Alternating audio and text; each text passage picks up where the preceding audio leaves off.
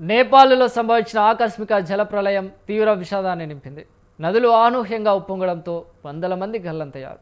Hydrological observation ప్రకారం గల్చి ప్రాంతం వద్ద త్రిశూలి నదిలో 30 నిమిషాల్లో నీరు 9 మీటర్ల ఎత్తుకు ఉప్పొంగింది. అదే సమయంలో మలేఖు ప్రాంతంలో 7 మీటర్ల మేర పొంగి పొర్లింది. వర్షాలు తీవ్రత లేకపోయినా అకస్మాత్తుగా నీరు విడుదల కావడంతో పలు గ్రామాలు, పట్టణ ప్రాంతాలను జలసమాధి చేసింది. వీడియో ఫుటేజ్లు ఇప్పటివరకు అందిన వివరాల ప్రకారం బోటే కోషి ఉపనది అయిన లెండే కొలాలకి భారీగా మంచు కొండ చర్యలు దూసుకువచ్చాయి. ఈ తాకిడికి తీవ్ర స్థాయిలో ఉండడంతో నది ఒక్కసారిగా ఉప్పొంగింది. ఈ ప్రవాహంలో బండరాలు కిందకి దూసుకువచ్చాయి. ఆ తర్వాత నీరు బోటే కోషి నది ద్వారా త్రిశూలి నదిలోకి ఒక్కసారిగా ప్రవహించింది. ఫలితంగా భారీ విధ్వంసం చోటు చేసుకుంది. అయితే ఈ వరదలు ఇక్కడితో ఆగకపోవచ్చని తెలుస్తుంది. నదిలోని ఇరుకైన భాగంలో ఈ మంచు చర్యలు తాత్కాలికంగా అడ్డుపడి ఉంటే రెండోసారి వరదలు రావచ్చని ఆందోళన వ్యక్తమవుతోంది. ఆ బ్లాకేజీ వెనుక భారీ నీరు చేరి అది ఒక్కసారిగా కిందికి దూసుకురావచ్చని శాస్త్రవేత్తలు అనుమానిస్తున్నారు. ఈ వరద ముప్పుపై International Centre of Integrated Mountain Development Institute హెచ్చరికలు జారీ చేసింది. దీంతో దిగువ ప్రాంత ప్రజలను సురక్షిత ప్రాంతాలకు తరలిస్తున్నారు. पुरा चाइनाको ड्याम फुटेर आएछ। आमामामामामा ल यहाँ हामीले अब ओहो यार यो पुरै ड्याम फुटेर आएको। ఈ వరదలో ఈషా ఫౌండేషన్కు చెందిన 77 మంది యాత్రికులు గల్లంతయ్యారు. మానస రోవర్ యాత్రకు వెళ్లి తిరుగు పయనమై ఇమిగ్రేషన్ కార్యాలయం వద్ద ఉండగా ఈ విషాదం చోటు చేసుకుంది. వారిలో 53 మంది భారత సంతతికి చెందిన వారు ఉన్నారని తెలుస్తోంది.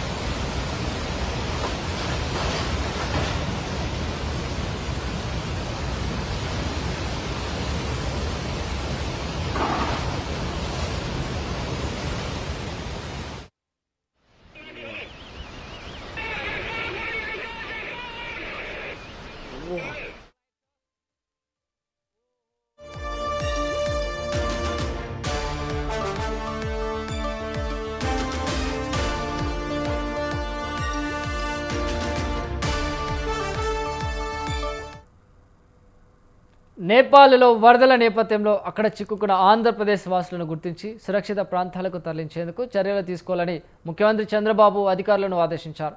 నేపాల్లో ఏపీకి చెందిన ఎవరైనా విపత్తులో చిక్కుకున్నారా అనే దానిపై ప్రభుత్వం సమాచారం సేకరిస్తుంది.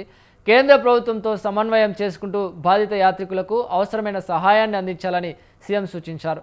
ఢిల్లీలోని ఏపీ భవన్లో ప్రత్యేకంగా కంట్రోల్ రూమ్ ఏర్పాటు చేసి పరిస్థితి పర్యవేక్షిస్తున్నారు.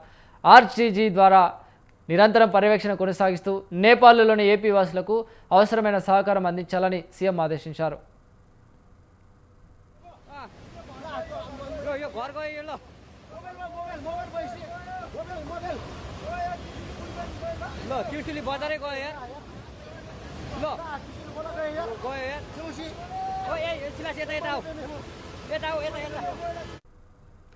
నేపాల్లో వరదల నేపథ్యంలో అక్కడ చిక్కుకున్న ఆంధ్రప్రదేశ్ వాసులను గుర్తించి సురక్షిత ప్రాంతాలకు తరలించేందుకు చర్యలు తీసుకోవాలని ముఖ్యమంత్రి చంద్రబాబు అధికారులను ఆదేశించారు. నేపాల్లో ఏపీకి చెందిన ఎవరైనా విపత్తులో చిక్కుకున్నారనే దానిపై ప్రభుత్వం సమాచారం సేకరిస్తుంది. కేంద్ర ప్రభుత్వంతో సమన్వయం చేసుకుంటూ బాధిత యాత్రికులకు అవసరమైన సహాయాన్ని అందించాలని సీఎం సూచించారు. ఢిల్లీలోని ఏపీ భవన్లో ప్రత్యేకంగా కంట్రోల్ రూమ్ ఏర్పాటు చేసి పరిస్థితి పర్యవేక్షిస్తున్నారు.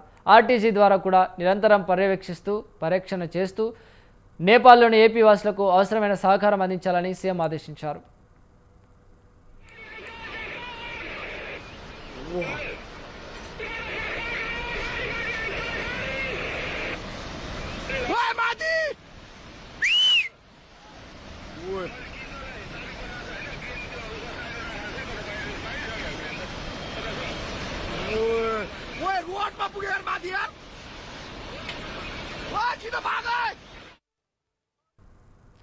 నేపాల్లో ఏర్పడిన వరదల్లో 37 మంది తమిళులు కూడా గల్లంతయ్యారు. బుధవారం నాటి ఆకస్మిక వరదలు అక్కడి నివాసాలను ముంచెత్తింది. తంజాపూర్ జిల్లా కుంభకోణం కేంద్రంగా పనిచేస్తున్న సూపర్ యాత్రి ఏజెన్సీ ద్వారా 57 మంది 3 వ్యానుల్లో 23వ తేదీ నేపాల్ యాత్రకు బయలుదేరారు. వరదలో ఆ వాహనాలు కూడా చిక్కుకున్నాయి. వాటిలో తిరుచి, చెన్నై, చిదంబరం, మయిలాడతురై, తిరువరూరు, తంజావూర్, తిరువన్నమలై, కృష్ణగిరి, ధర్మపురి తదితర జిల్లాల కేంద్రపాలిత ప్రాంతం పుదుచ్చేరికి చెందిన యాత్రికులు ఉన్నట్లు సంబంధిత ట్రావెల్ ఏజెన్సీ వెల్లడించింది.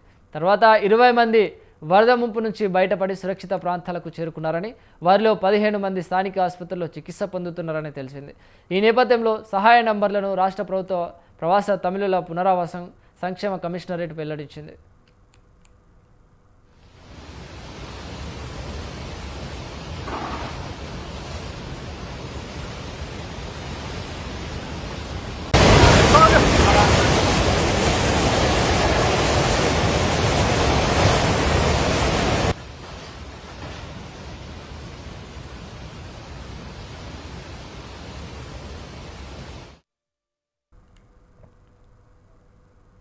ఈ వరదలో మద్రాస్ హైకోర్టు మాజీ న్యాయమూర్తి జస్టిస్ శివాజ్ఞానం చిక్కుకున్నట్లు ఆయన బంధువులు తెలిపారు. ఆయన ఇటీవల నేపాల్ పర్యటనకు వెళ్లారని, సంప్రదించడానికి ప్రయత్నించగా కుదరలేదని అన్నారు. సమాచార సంబంధాలు తెగిపోవడంతో ఆయన పరిస్థితి తెలియలేదని బంధువులు వాపోయారు.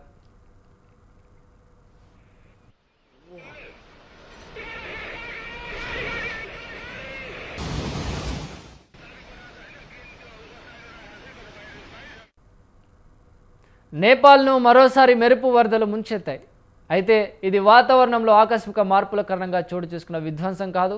లోతుగా పరిశీలించి చూస్తే విపత్తుల ముప్పు అత్యంత ఎక్కువగా ఉన్న దేశంగా నేపాల్ను మార్చిన 2 దృగ్విషయాల కలయికల వల్ల ఈ వరదలు సంభవించినట్లు అర్థం చేసుకోవచ్చు. వాటిలో మొదటిది హిమాలయాలు వేడెక్కుతుండడం వల్ల అస్థిర ప్రదేశాల్లో నీరు నిలిచిపోతుండడం. రెండోది 2 టెక్టోనిక్ ప్లేట్లు పరస్పరం ఢీకొట్టుకుంటుండడంతో హిమాలయ శ్రేణి ఇంకా నిర్మితమవుతుండడం.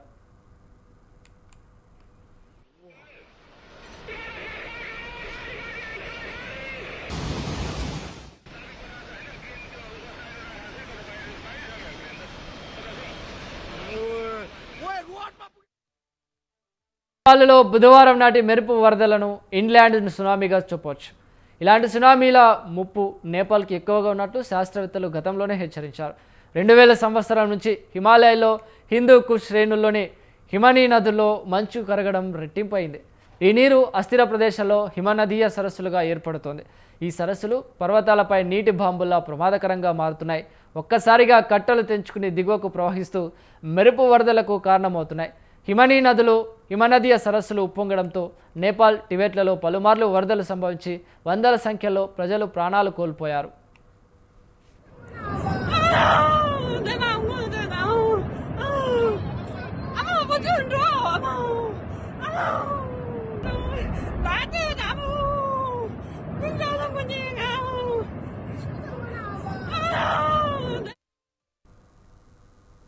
కోషి, గండకి, కర్నాలి బేసిన్లలో 3624 హిమనీ నది సరస్సులు ఉన్నట్లు ఐరాస అభివృద్ధి కార్యక్రమం 2020లో తెలిపింది. వాటిలో 42 ప్రమాదకరమైనవి వెల్లడించింది. ఇందులో 25 టిబెట్లో, 21 నేపాల్లో, 1 భారత్లో ఉన్నట్లు పేర్కొంది. హిమనీ నది సరస్సులు ఉప్పొంగడం, హిమపాతాల వంటి విపత్తులను ముందుగానే గుర్తించి హెచ్చరించగల సాంకేతిక వ్యవస్థలు అంతగా అందుబాటులో లేకపోవడం నేపాల్కు మరింత ప్రతికూలంగా మారుతోంది. ఇక హిమాలయాల ఎత్తు పెరుగుతూ నేపాల్కు మరో అతిపెద్ద సమస్య హిమాలయాలు పెరుగుతుండటం. ఇండియన్, యురేషియన్ టెక్టోనిక్ ప్లేట్లు కలిసే జోన్లో ఈ దేశం ఉంది. ఈ భూపలకాలు ఏటా 20 నుంచి 21 మిల్లీమీటర్ల మేర ఒకదానికొకటి దగ్గరవుతున్నాయి. దాదాపు 5 కోట్ల ఏళ్ల కిందట ఇండియన్, యురేషియన్ టెక్టోనిక్ ప్లేట్లు పరస్పరం ఢీకొట్టుకుపోవడంతో హిమాలయాలు ఏర్పడటం మొదలైంది. ఆ ప్రక్రియ ఇప్పటికీ నెమ్మదిగా కొనసాగుతూనే ఉంది. హిమాలయాలు ఏటా సుమారు 5 మిల్లీమీటర్ల మేర ఎత్తు పెరుగుతున్నాయి. ప్రస్తుతం భూమిపై అత్యంత వేగంగా పెరుగుతున్న పర్వత శ్రేణి కూడా ఇదే. ఈ పెరుగుదలతో ఏర్పడే విపరీతమైన ఒత్తిడి భూకంపాలకు కారణమవుతుంది. ఇలా వచ్చే భూకంపాలు వరదల ముప్పును పెంచుతున్నాయి. ప్రతి ప్రకంపన హిమనదీయ సరస్సులు కట్టలు తెంచుకుని దిగువకు పోటెత్తే ముప్పును పెంచుతోంది. బుధవారం నాటి వరద విలయం కూడా టిబెట్లో వచ్చిన ఓ భూకంపం కారణంగా హిమనదీయ సరస్సు ఉప్పొంగడంతో సంభవించింది.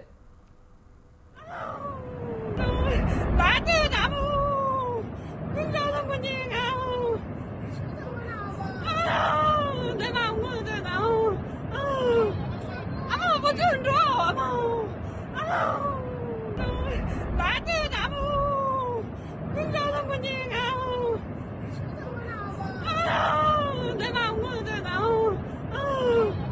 阿妈，我救你！阿妈，阿妈。